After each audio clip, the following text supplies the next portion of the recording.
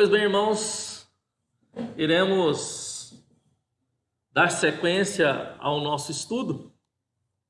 Lembrando que na lição passada, quando terminou o sexto selo,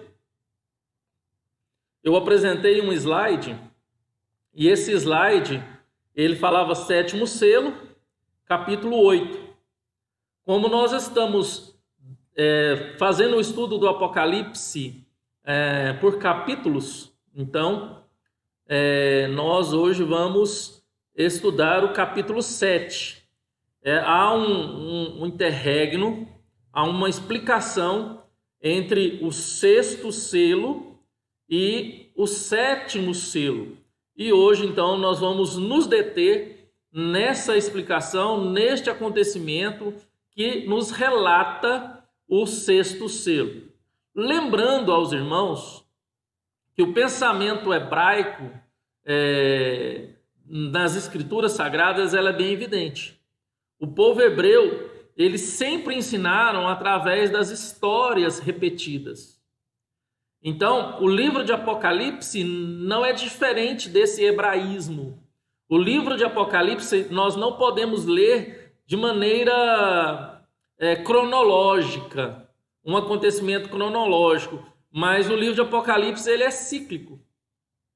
Ele é cíclico, ele é uma história repetida várias vezes. Por exemplo, do capítulo 1 ao capítulo 3 existe o primeiro ciclo.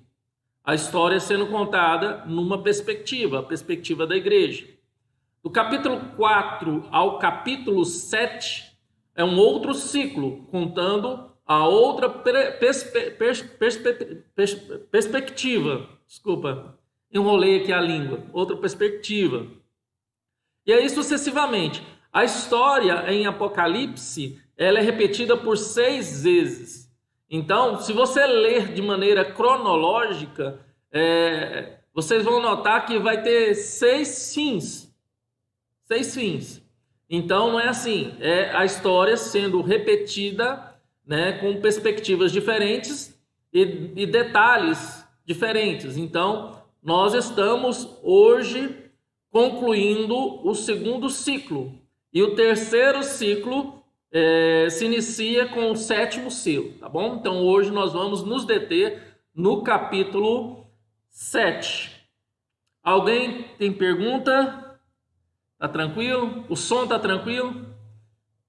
Estou fazendo diferente, eu não quis ligar o som da igreja, né? Então fica um som da igreja ligado, os PA, os retornos, então fica muito alto. Então estou deixando aqui mais um som ambiente, com o microfone. Hoje eu esqueci de trazer o microfone de lapela, então estou usando um fone de ouvido, mas eu acredito que deve estar bom. Qualquer coisa os irmãos me avisem aí e a gente vê o que faz, tá bom? Então vamos lá.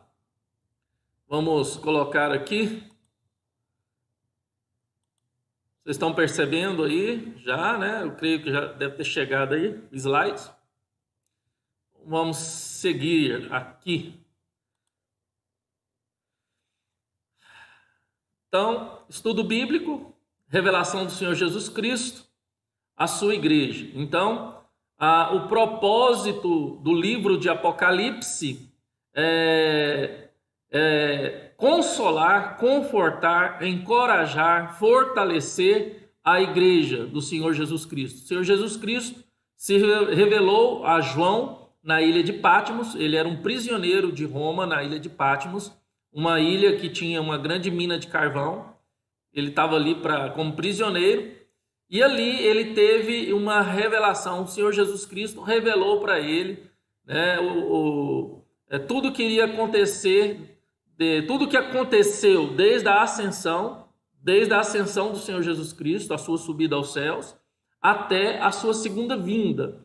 Então, mostrando claramente que Deus não está aquém da história, e que Deus estava vendo todas as coisas, e que todo mal teria um fim determinado. Então, o livro de Apocalipse é essa revelação. Apocalipse significa revelação, trazendo um conforto, um encorajamento, uma paz à igreja, para que ela pudesse se confortar nesta mensagem e seguir o seu caminho dentro daquilo que Deus tinha estipulado para a igreja, né? Então vamos lá, o som está ótimo, graças a Deus. Obrigado, Rosângela, Deus abençoe. Vamos seguir, então, ao nosso slide.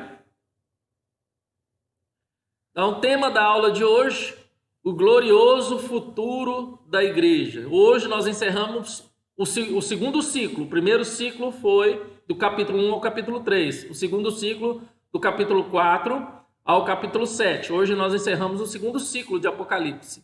Então, o tema hoje é o glorioso futuro da igreja. Então, nós, como igreja, nós sabemos que a igreja universal, a igreja invisível, a igreja que é pertencente de todos os povos, tribos, línguas e nações, ela é constituída pelas pessoas que estão vivas no presente século, que são chamadas de igreja militante, porque nós, como igreja, gente de todos os povos, tribos, línguas e nações, nós ainda militamos nessa terra, né, por fé, pela fé, e para pregar o evangelho da paz do Senhor Jesus Cristo. Nós militamos. E também essa igreja é constituída pela igreja triunfante.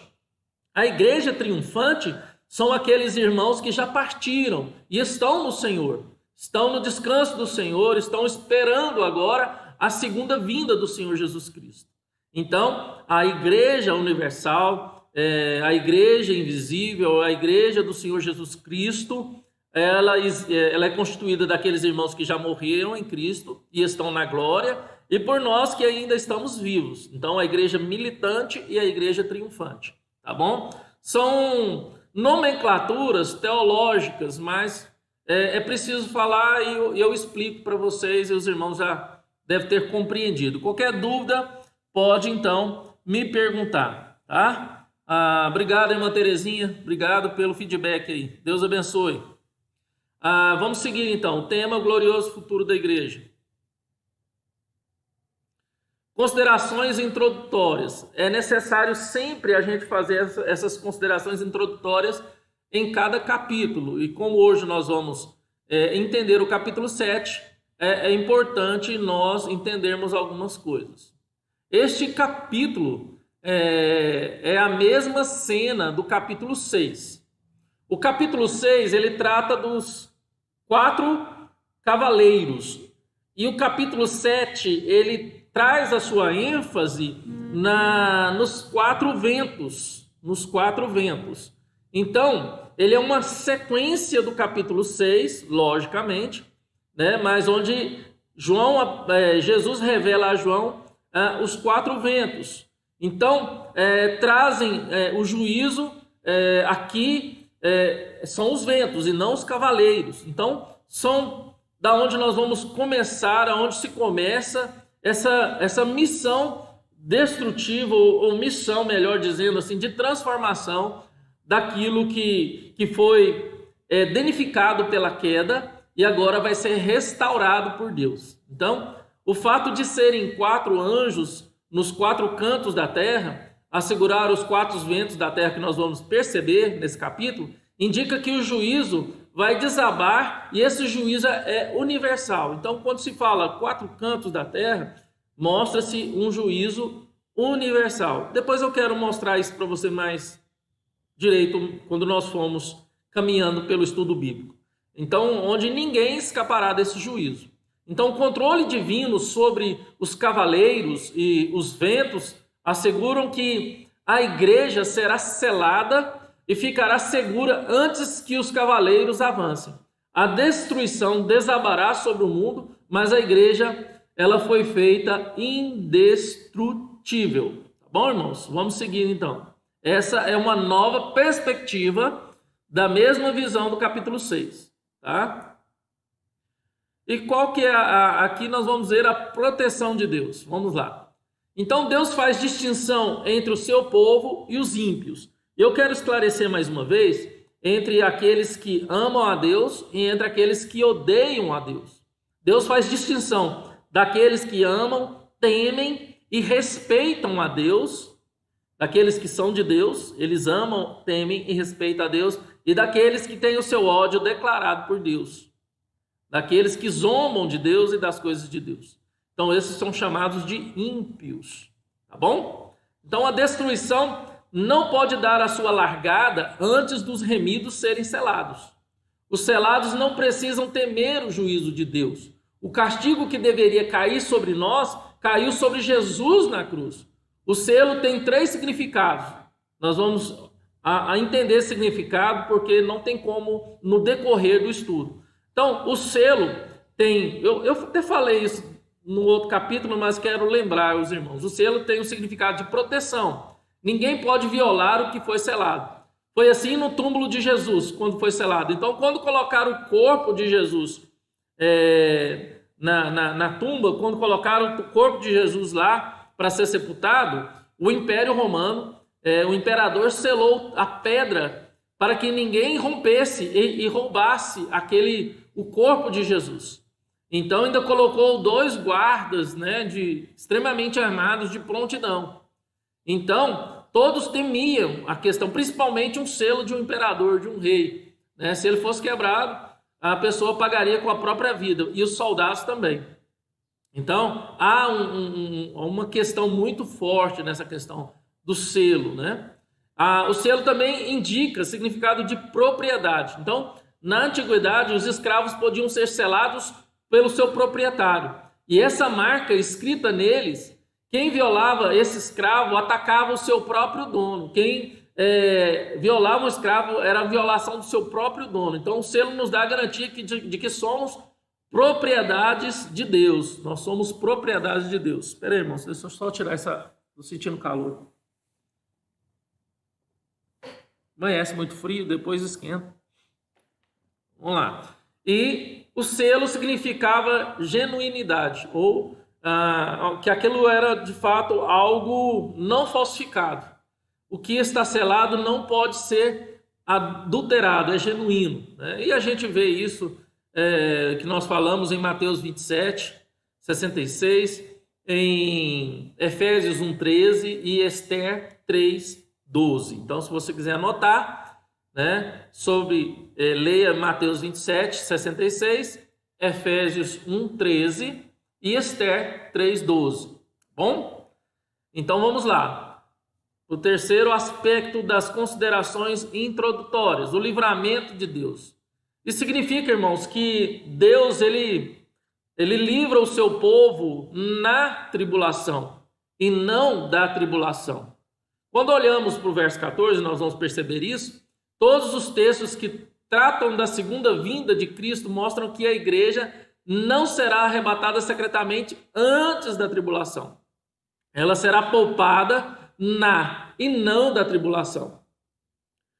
Então temos textos como Mateus 24, 29 a 31, Mateus 24, 29 a 31 e 2 Tessalonicenses 1, de 1 a 10. Anote aí, para você ler depois. Mateus 24, 29 a 31 e 2 Tessalonicenses 1, de 1 a 10. A quarta perspectiva, a quarta consideração introdutória e última, é sobre a pergunta respondida. Então, aqui temos a resposta à pergunta dos ímpios. Quem poderá suster-se diante de Deus irado? Apocalipse 6,17. Lembra da pergunta, Nós falamos sobre isso semana passada. E a resposta da Bíblia, aqueles que foram selados com propriedade de Deus, estarão de pé diante do trono, com vestes brancas e palmas em suas mãos, celebrando a Deus eternamente. Os salvos terão 3 tipos distintos de glória. A glória de sua aparência, vestiduras brancas e palmas nas mãos. 2, a glória de seu serviço, estarão diante de Deus em contínuo serviço litúrgico. E 3, a glória do seu lar eterno, comunhão com Deus e provisão celestial. Então, estamos aí. E por último, 3 elementos da visão. Quais são os 3 elementos dessa visão, irmãos? Primeiro, uma advertência. Segundo, uma segurança. E terceiro, uma recompensa. Então, a visão traz 3 elementos: advertência, segurança e recompensa. Tá bom? Se tiver pergunta, qualquer dúvida, podem perguntar aí. Então vamos lá. Vamos seguir para a leitura. Abra sua Bíblia em Apocalipse, capítulo 7. Vamos ler dos versos 1 a 17. Então vamos lá. Eu vou ler na tela e vocês acompanham aí, tá bom?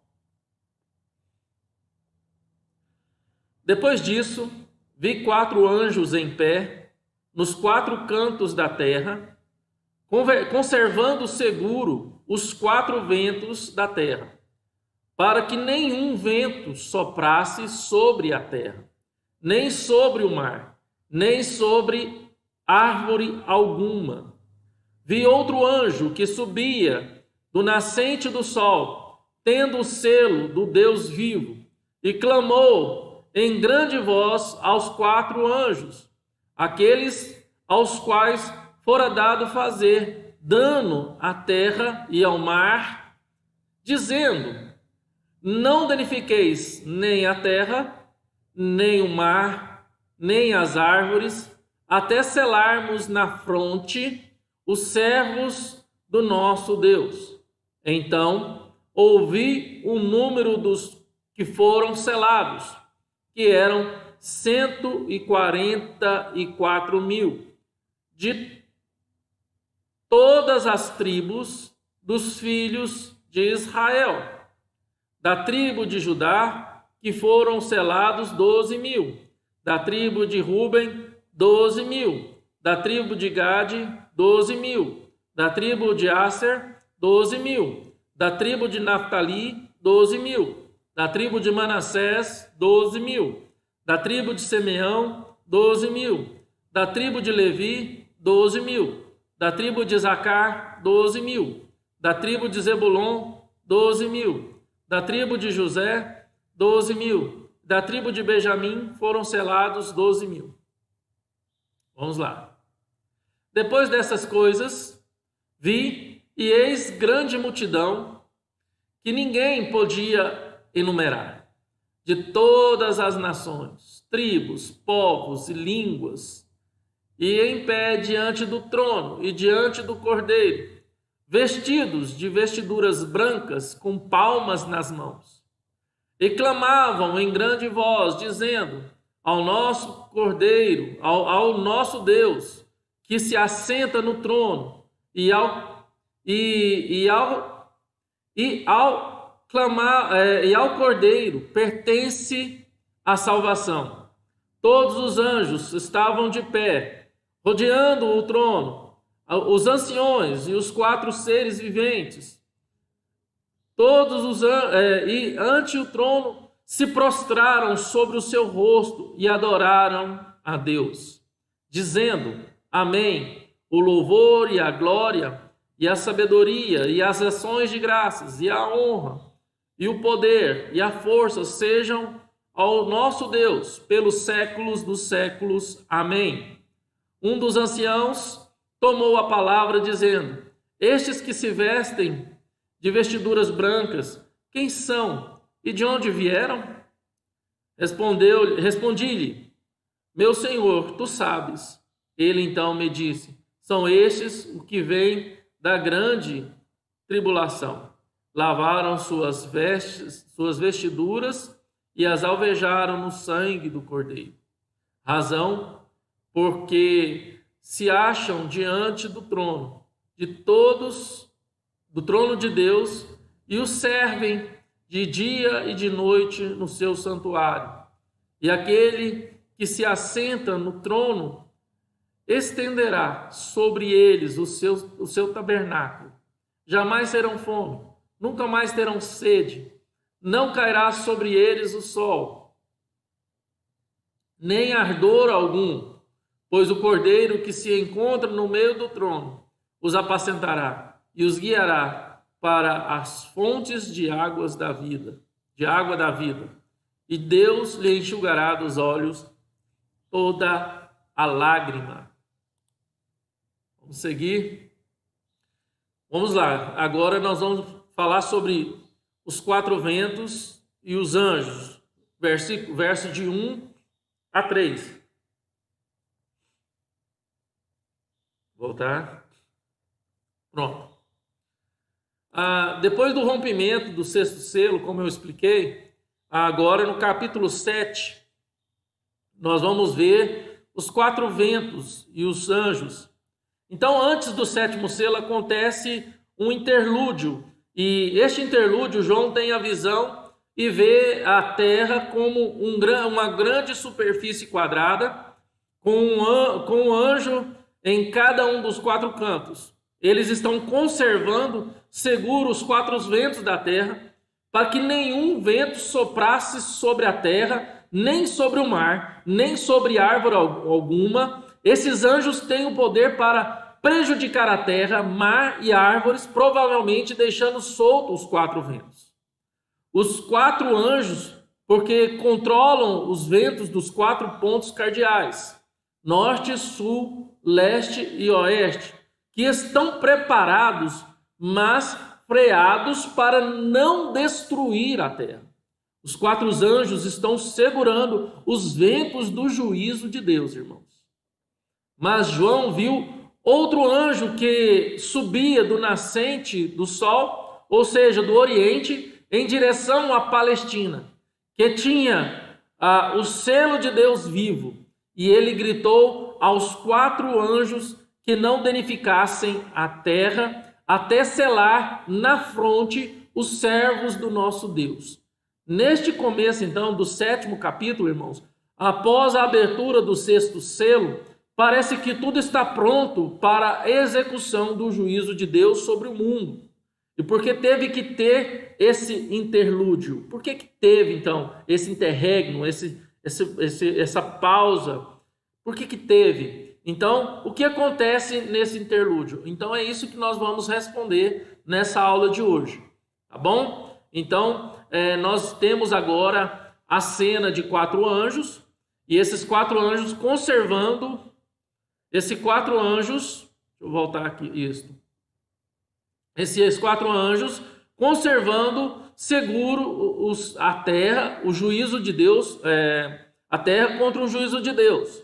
Então, nós vemos claramente a ira de Deus, entre aspas, né, sendo segurada por meio, a ira, esse juízo por meio dos ventos e os anjos do Senhor, ao mando do próprio Deus, segurando esses 4 ventos, que tem o poder de destruir tudo que existe na terra. Tá bom? Alguma pergunta, irmãos? Deixa eu tirar aqui que o meu Google está entendendo que eu estou dando ordem para ele aqui. Tá bom? Tá bom. Então ficou melhor. Obrigado, Janina. A Janina está dizendo que o som ficou melhor do que antes. Então nós estamos usando aqui o próprio microfone do notebook através do fone de ouvido. Segundo ponto, irmãos. Vamos seguir. Então, os selados. Quem são esses selados? No verso 4 ao verso 8. Então, ouvi o número dos que foram selados, que era 144 mil, de todas as tribos, de todos os filhos de Israel. Aí a gente tem 12 mil da tribo de Judá, 12 mil da tribo de Ruben. Bom, então vamos prestar bastante atenção nas explicações que nós temos através de John Stott, William Hendricks, Led e também, agora me fugiu o nome do outro que eu... Leandro, pastor Leandro, que foi meu professor no mestrado lá do Mackenzie. Então o número é visto e também ouvido. É bem claro que esse número é visto e também ouvido. Deus conhece o que lhes pertence. Se você for lá para 2 Timóteo 2,19, isso é claro, que Deus conhece os que lhe pertencem. Esse grupo é contável para Deus. Esse número, 144 mil, ele não é literal. Esse número, 144 mil, ele é metafórico. Ele é mais um símbolo do que uma estatística. Então, esse número, 144 mil, ele é metafórico, é mais um símbolo do que uma estatística. Ele representa a cifra completa e perfeita dos crentes em Cristo Jesus. As 12 tribos de Israel, não o Israel literal, mas o Israel verdadeiro, o espiritual, a igreja, o Israel de Deus. Toda a igreja de Cristo é selada e está segura. Tá bom? Então, esse é o Israel de Deus. João 10, 28, 29 e João 17, 12. Se você quiser abrir, anotar o texto para ler durante a semana, seria ótimo para enriquecer o estudo de hoje na sua vida, tá bom? João capítulo 10, 28, 29 e João 17, 12, tá? Vamos seguir. Então, a interpretação amilenista, que é a interpretação que nós, da Igreja Presbiteriana do Brasil, e os reformados, os calvinistas adotaram, né, de acordo com o critério de interpretação crítico histórico, não, gramático histórico. Então, nós temos uma interpretação gramática histórica, nós usamos o contexto bíblico, usamos a hermenêutica, a exegese para nos dar segurança na interpretação. Então, esse número é de fato simbólico. Segundo Hendricks, ou segundo Led, o primeiro, e Hernandes Dias Lopes também coloca isso no livro dele, o primeiro número, 3, que significa a trindade, é multiplicado por 4, que indica a inteira criação, porque os selados virão do norte, do sul, do leste e do oeste. Então, pega-se o número 3 da trindade, Pai, Filho e Espírito Santo, e multiplica pela a criação, que é o número 4. Lembra dos 4 seres viventes que representavam a criação de Deus? Lembram? Dos 4 seres viventes, lá no capítulo 5, que representavam a criação? Lembra agora que ele está falando dos 4 pontos da terra, norte, sul, leste, oeste, para que os ventos não causem dano à criação de Deus? Então, na simbologia bíblica, se assim eu posso dizer, o número 4 representa a criação, o número 3 a trindade, tá bom? Então, segundo Hernandes Dias Lopes, se pegar o 3 e multiplicar por 4, nós temos aí, então, o valor de 12. Portanto, esse número indica a trindade operando no universo, Pai, Filho e Espírito Santo operando no universo. Assim temos, então, a antiga dispensação, que são os 12 patriarcas, que é o resultado da soma. Os 12 patriarcas e a nova dispensação, que são os 12 apóstolos. Que nós, somando 12 com 12, 24, que é os 24 anciãos que representam a igreja. Os 12 patriarcas da antiga dispensação e os 12 apóstolos na nova dispensação. Tudo bem? Até aí, tá tranquilo? Estão entendendo? Dúvida? Então, se tiver dúvida, eu paro e explico de novo, tá, irmãos? Para que vocês possam entender, tá? Então, para ter uma ideia da igreja da antiga e da nova dispensação, temos que multiplicar esse número, 12 por 12. 12 por 12. Isso nos dá o quê? 144. A Nova Jerusalém, a igreja, tem 12 portas com o nome de 12 tribos.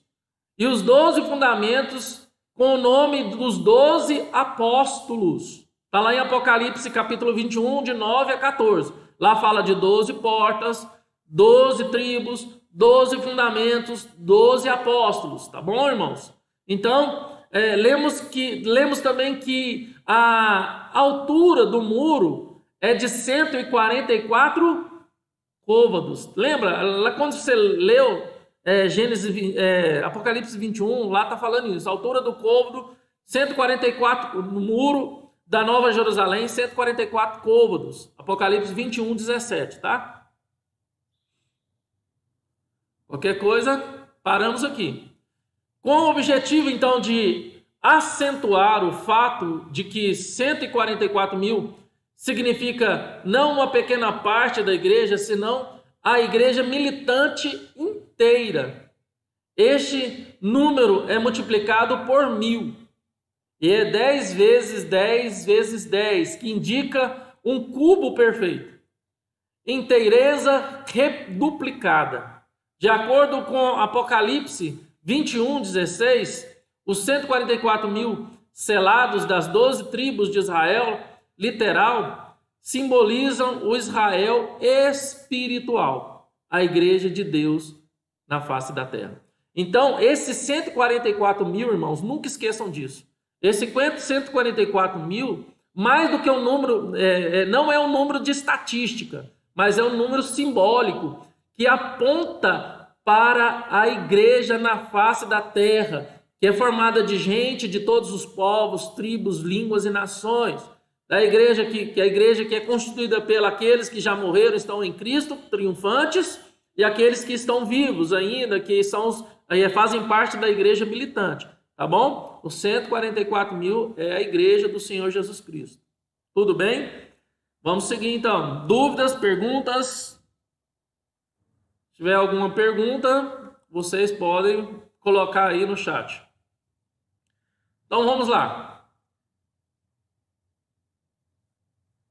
Depois dessas coisas vi, e eis grande multidão que ninguém podia enumerar, de todas as nações, tribos, povos e línguas, em pé diante do trono e diante do Cordeiro, vestido de vestiduras brancas, com palmas nas mãos. E o que essa multidão fazia? Clamavam em grande voz, dizendo: ao nosso Deus, que se assenta no trono, e ao Cordeiro pertence a salvação. Todos os anjos estavam de pé, rodeando o trono, os anciões e os 4 seres viventes. E ante o trono se prostraram sobre o seu rosto e adoraram a Deus. Glória a Deus. Dizendo: amém. O louvor, a glória, a sabedoria e as ações de graças e a honra e o poder e a força sejam ao nosso Deus pelos séculos dos séculos. Amém. Então, o ponto de vista da terra, dos homens, os selados são uma multidão inumerável. Olha que maravilha. A igreja é constituída por uma multidão inumerável. Não tinha como se contar. Não tinha como se contar o número da igreja. Fazia parte daquela multidão. De repente, então, muda o cenário. O leitor ele é novamente transportado da terra para o céu. E agora João vê a igreja redimida no céu. No lugar de uma tensão cheia de desgraça em vista do perigo iminente, então ocorre o cântico da vitória. O céu não será apenas mudança de lugar, mas mudança de nós mesmos, irmãos. De nós mesmos. No céu conservaremos a nossa individualidade. Quem são? São pessoas, indivíduos, que vêm de lugares diferentes, mas que não perdem a sua individualidade. Estão me entendendo essa questão de individualidade, irmãos?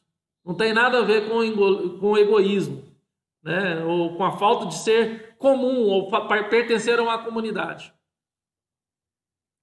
Então, as distinções que nos separam na terra não nos separam no céu. Lá não teremos riscos. Lá não teremos, irmãos, ricos e pobres, nobres e servos, mas aqueles que foram lavados e remidos no sangue do Senhor Jesus Cristo. No sangue do Cordeiro. Então, quais são as características desta igreja glorificada? Quais são as características desta igreja glorificada, irmãos? Prestemos bastante atenção. Primeira característica, ela é uma igreja inumerável. Se você perceber no verso 9, nós lemos, isso é o cumprimento da promessa feita a Abraão. Lá em Gênesis capítulo 15, versículo 5, Deus fez uma promessa de Abraão que ele teria uma descendência incontável como as areias do mar e as estrelas do céu. Deus falou para Abraão: olha para os céus, conta as estrelas, se é que podes. E lhe disse: será assim a tua posteridade. Conforme Hebreus capítulo 11, verso 12, ela é para ele incontável. Essa multidão também é incontável para João, aqui no capítulo 7, do verso 9, que nós estamos trabalhando. A multidão incontável por Deus é incontável para João. Para João. Então, quantos são? Os 144 mil, ele não define a quantidade, como algumas seitas querem definir. Os 144 mil aponta para uma igreja lavada, remida pelo sangue do Cordeiro, que é formada de gente de todos os povos, tribos, línguas e nações, que já partiram e já estão na glória com Deus, e daqueles que estão vivos nesse presente, daqueles que ainda irão nascer e farão parte dessa igreja. Nós não sabemos se Jesus voltará e nós estaremos vivos, fazendo parte da igreja militante. Nós poderemos já estar na glória fazendo parte da igreja triunfante. E nossos netos, bisnetos ou tataranetos, não sabemos, serão a igreja militante da época. Se Jesus vir num futuro mais distante, nós não sabemos. Tá bom? Entendam isso, irmãos. Então, é uma igreja inumerável, né? Então, também é uma igreja universal. Eu sempre brinco, ela não é uma igreja universal, ela é a igreja universal do reino de Deus, mas ela não é do Bispo Macedo, tá? Não é do Bispo Macedo, essa igreja universal. Ela é universal porque é uma igreja constituída de gente de todos os povos, tribos, línguas e nações espalhada pela terra, tá bom? Então, inclui os eleitos, os selados, judeus e gentios, procedentes de toda culturas, línguas, povos e nações, de todos os lugares, de todos os tempos, passado, presente e futuro. Em Abraão haveriam de ser abençoadas todas as nações e todas as famílias da terra. Então a gente lê lá em Gênesis capítulo 12, verso 3 e Gênesis 22, verso 18, sobre essa questão. João vê a igreja, João ele vê na igreja uma humanidade abençoada em Abraão, tá bom? Então, o terceiro ponto que nós estamos trabalhando dentro dessa perspectiva, né? dessa característica dessa igreja glorificada, o terceiro ponto é uma igreja honrada. Ela está de pé diante do trono, que significa ter, de fato, essa honra de poder estar diante de Deus para servi-lo e honrar pela eternidade afora. É uma igreja honrada, mas também é uma igreja pura. Ela usa vestes brancas. Então ela tem vestes brancas que apontam para uma absoluta pureza. Pessoas que foram lavadas pelo sangue de Cristo. Então eu sempre lembro da canção Alvo Mais Que a Neve. Então, cantei semana passada, não vou cantar hoje. E é uma igreja vencedora. Este é o símbolo da vitória. Palmas na mão. Palmas na mão é o símbolo da vitória. A igreja selada por Deus, protegida por Deus, venceu e chegou ao seu lar, à sua pátria, no céu. A igreja é vitoriosa ela é vitoriosa, então ela está com roupas brancas e palmas nas mãos, está louvando e glorificando a Deus. Que maravilha, irmãos. Que maravilha, nós estaremos lá. Nós estaremos lá. Eu creio. Creia também. Amém? Vamos lá, vamos seguir então, irmãos. É uma igreja que tributa a Deus a sua salvação e é uma igreja que une as vozes angelicais para exaltar a Deus. Que maravilha, irmãos. Que maravilha. Vamos seguir na nossa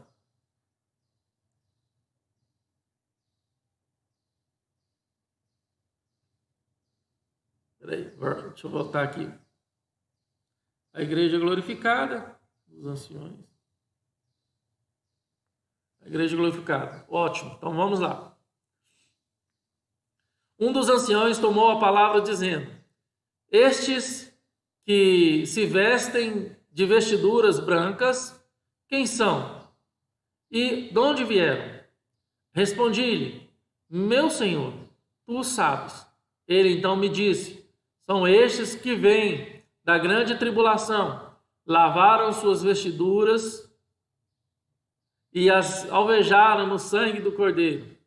Olha que interessante. Razão porque se acham diante do trono de Deus e o servem de dia e de noite no seu santuário. E aquele que se assenta no trono estenderá sobre eles o seu tabernáculo. Jamais terão fome, nunca mais terão sede, não cairá sobre eles o sol, nem ardor algum, pois o Cordeiro que se encontra no meio do trono os apacentará e os guiará. Peraí, irmãos. Estão conseguindo? Não sei o que aconteceu aqui, mas eu acho que vocês ainda estão conectados, né, irmãos? Deixa eu ver o que aconteceu aqui. Deixa eu ver o que aconteceu aqui. Parece que teve um probleminha. Deixa eu verificar aqui, irmãos.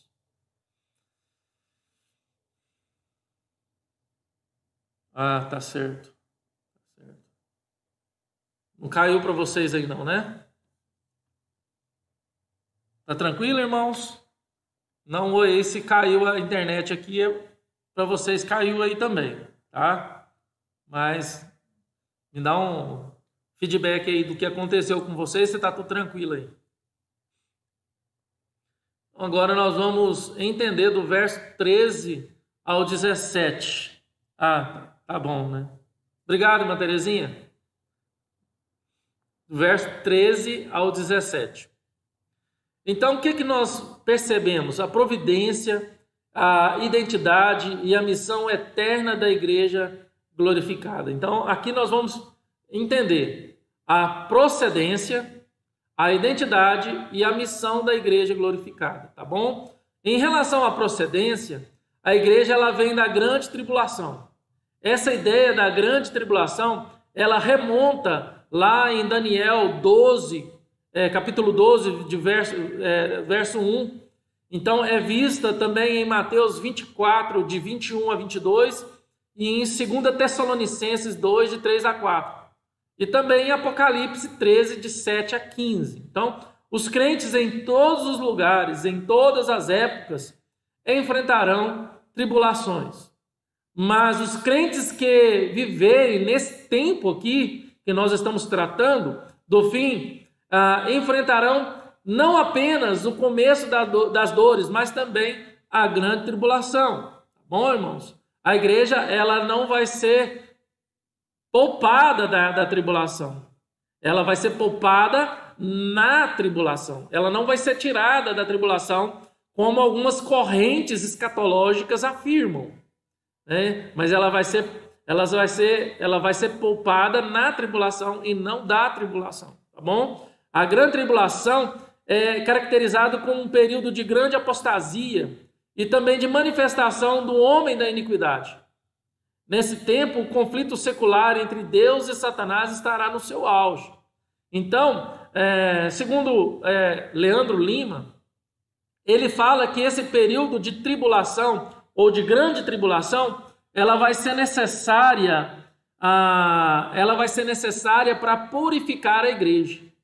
Porque o papel da tribulação é purificação, né? E segundo Leandro Lima, a grande tribulação vai separar de fato quem verdadeiramente é crente, que vão continuar fiéis a Deus, daqueles que não são verdadeiramente crentes, que irão negar a Cristo, abdicar da fé, se entregar à apostasia. Então, a grande tribulação ele tem esse propósito de purificar a igreja. segundo Leandro Lima, tá bom? Vejo em certa parte por esse prisma também. Eu creio também, particularmente, eu creio que nós, igreja militante, que a igreja militante, eu não sei se eu vou estar fazendo parte da igreja triunfante, se eu na segunda vinda da grande tribulação, se eu estiver vivo, eu creio que eu passarei pela grande tribulação. Que a igreja militante passará pela grande tribulação. Tá bom, irmãos? Isso, exatamente, Roberto. Seremos poupados e não da. Vamos seguir. A igreja será então protegida na tribulação. A identidade da igreja, como nós vemos no verso 15. Então, os remidos são aqueles que lavam suas vestiduras no sangue do Cordeiro. A base da salvação não está no mérito humano, na religiosidade humana, nos predicados morais, no conhecimento doutrinário. A base da salvação está na apropriação da redenção pelo sangue de Cristo. Não é pelo que eu faço, não são pelos meus méritos, não são pelos meus predicados, não são pelos meus títulos, não é pela minha aparência, mas por aquilo que Cristo fez. E em Cristo nós somos lavados e remidos no sangue do Cordeiro, e a aparência já não mais importa, títulos já não mais importam, status já não mais importa. Então, entenderam? Podemos ter e devemos cuidar bem da nossa aparência. Sim, podemos ter dinheiro, podemos ter títulos, podemos ter status.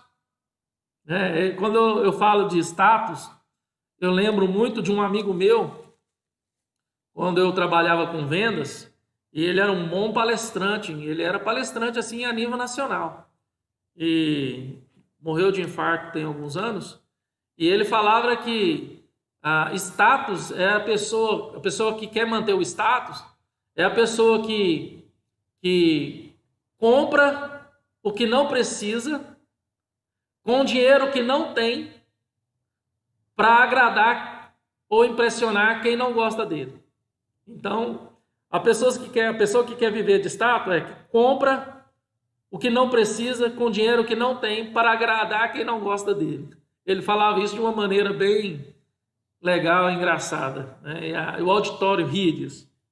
Então, isso aqui, de fato, não é importante. Nunca foi importante. Nunca foi importante. E nunca vai ser. Porque, de fato, nós somos salvos, remidos e lavados pelo sangue de Jesus Cristo.